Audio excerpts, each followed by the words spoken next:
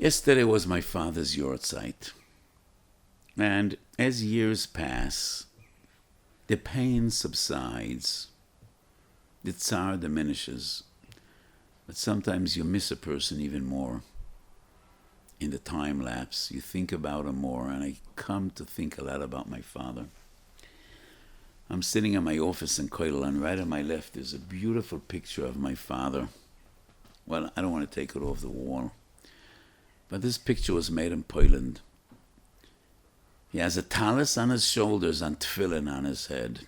That very same day we visited Auschwitz. And in this picture, my father has the smile of an angel and ha'oris ponim. He was a Holocaust survivor. Life wasn't pushed at all. In America, we struggled with parnasa. The life of my parents was a roller coaster with its ups and downs. But my father and mother were so always full of simchas chaim. And my father's simchas chaim came from simchas Torah. It was a gewaldige lamb. And he loved to talk and learning. So I remember as a child, we lived in Borough Park. My father was one of the founders of the Kloisenberger Stiebel on 13th Avenue. I don't remember which street it was. I think it was, I can't recall. But we lived on 1341 54th Street, between 12th and 13th Avenue. And I think the Kloisenberger Stiebel was on 42nd Street or 41st Street, I don't know. But it was about 20 minutes to a half-hour walk every Shabbos. And all I remember, my father with my three older brothers that were already Lamdonim, I was before my bar mitzvah, they talked and learning all the way. They never talked Dvorim B'Teilim. My father asked each and every one of us, what did you learn and where did you learn? And he gave them a pchina and they talked and learning.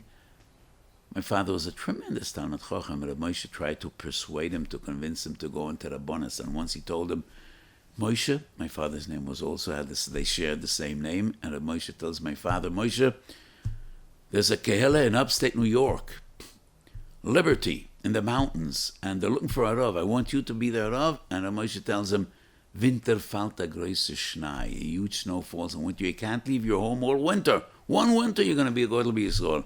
Didn't occur to Rav Moshe, if you can't leave your house, what are you going to do? Probably going to learn Yom V'Layla. So Rav Moshe tells my father, one winter, I promise you, you're going to be a Godel B'Torah. My father wasn't convinced. My father was a business person, and that's a soil he built. He built Yerushalayim. He was in construction, but he was a huge Talmid Chacham, and everybody that knew him had the experience of talking and learning. So many people, when I was sitting Shiva,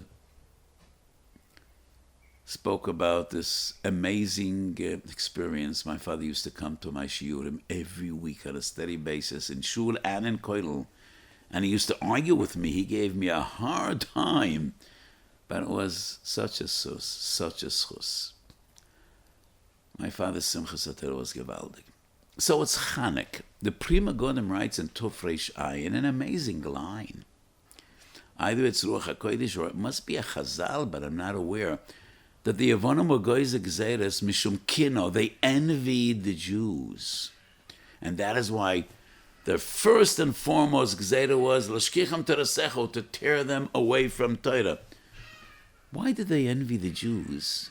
Greece was a mighty empire. Greece brought light to the world. Western civilization is based primarily on the early Greeks. Chazal and Parshas Bereishis v'choshech al pnei tahom. What was light to the world was darkness to us, and terribleness, Yonis. But the Greeks were the early philosophers, the great philosophers, Socrates, Plato, Aristotle. They were the Greeks.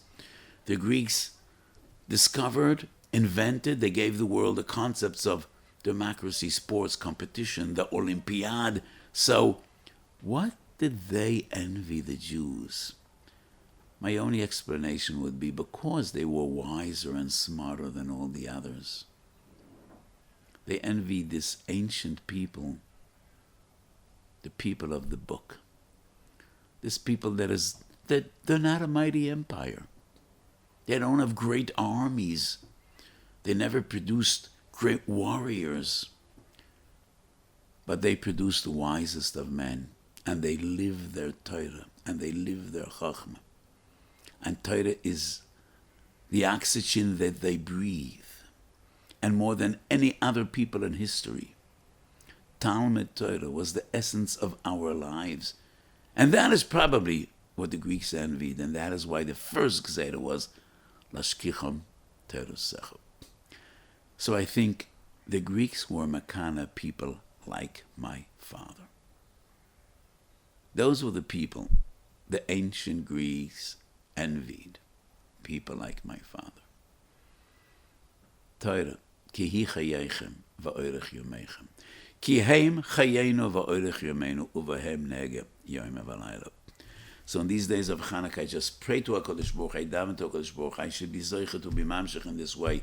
My father should be a Meretz Yosef for all his hundreds and thousands of friends and admirers, and primarily his family, and we should be able to continue. L'hagdil Torah u'la'adira, l'shtashaya b'divrei Torah, ad bias goyel tzedek, till we see the Kohen Gadol, Meitav umadlakas aneres b'menoras amor b'binyan beis hamikdash b'mheiro v'yomeinu.